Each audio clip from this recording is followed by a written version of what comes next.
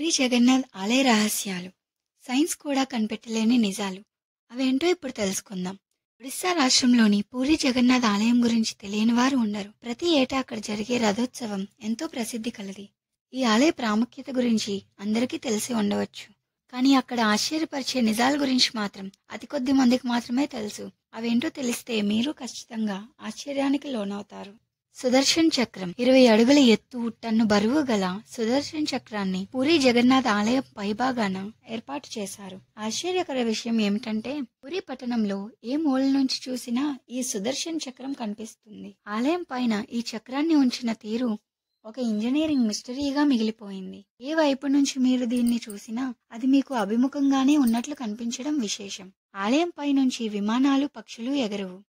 ఈ ఆలయం పైనుంచి విమానాలు, పక్షులు ఎగరకపోవటం ఆశ్చర్యకర విషయం. దేశంలోని ఏ ఆలయంలోనూ ఇటువంటి అంశం కనిపించడం అరుదు. ఏ ప్రభుత్వమూ దీన్ని నో ఫ్లయింగ్ జోన్గా ప్రకటించలేదు. ఏదో తెలియని అతీత శక్తి కారణంగా నో ఫ్లయింగ్ జోన్గా పరిగణించబడుతుంది. దీనికి ఇప్పటికీ శాస్త్రీయ వివరణ లేకపోవడంతో రహస్యంగానే మిగిలిపోయింది. ఆలయం నిర్మాణం. పూరి జగన్నాథ్ ఆలయాన్ని ఓ అద్భుతంగా చెప్పవచ్చు. రోజులో ఏ సమయంలో కూడా ఈ ఆలయం నీడ కనిపించదు.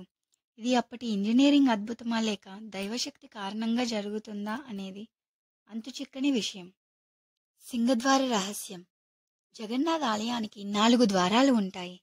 వీటిలో సింగద్వారం ఆలయ ప్రవేశానికి ప్రధాన మార్గం. ఈ ద్వారం గుండా ఆలయంలో ప్రవేశించినప్పుడు మీరు శబ్ద తరంగాలను స్పష్టంగా వినవచ్చు. ద్వారం నుంచి కాస్త వెనక్కి నడిచి బయటకు వస్తే ఆ శబ్దం మీకు వినిపించదు. ఇది భక్తులకు ఓ అద్భుతంలా కనిపిస్తుంది. సముద్ర రహస్యం. సాధారణంగా సముద్ర తీరంలో ఉదయం పూట గాలి సముద్రం నుండి భూమి వైపు, సాయంత్రం వేళ భూమి నుండి సముద్రం వైపు వెళ్తుంది. కానీ పూరి సముద్ర తీరంలో మాత్రం దీనికి పూర్తి వ్యతిరేక దిశలో జరగటం విశేషం. ఇది సైన్స్కు కూడా అంతుచిక్కని మిస్టరీ.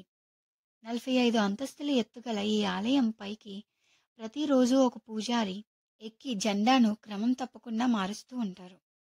18 ఏళ్ల నుంచి జరుగుతున్న ఆచారం. 45 అంతస్తుల ఎత్తుగల ఈ ఆలయం పైకి ప్రతిరోజు ఓ పూజారి ఎక్కి జెండాను క్రమం తప్పకుండా మారుస్తూ ఉంటారు.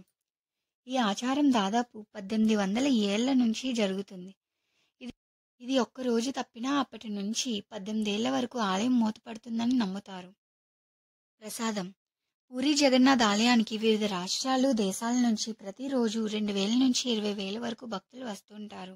అయితే ఏడాది పొడవునా ఒకే పరిమాణంలో ప్రసాదాన్ని ఆలయంలో తయారు చేస్తుంటారు. కానీ ఎప్పుడూ కూడా ప్రసాదం వృధా కావటం, భక్తులకు సరిపోకపోవటం చోటు చేసుకోకపోవడం లేదు. ఈ ప్రసాదాన్ని 7 కుండలు ఒకదానిపై ఒకటి పెట్టి వండుతారు. కానీ కింద ఉన్న కుండ కంటే ముందుగా పైభాగంలో ఉన్న కుండలో ప్రసాదం తయారు కావటం విశేషం. ఇవి ఈ రోజు తెలుసుకున్న రహస్యాలు. మళ్ళీ సరికొత్త విషయంతో మీ ముందుకు వస్తా. Please like, share and subscribe. Thanks for watching.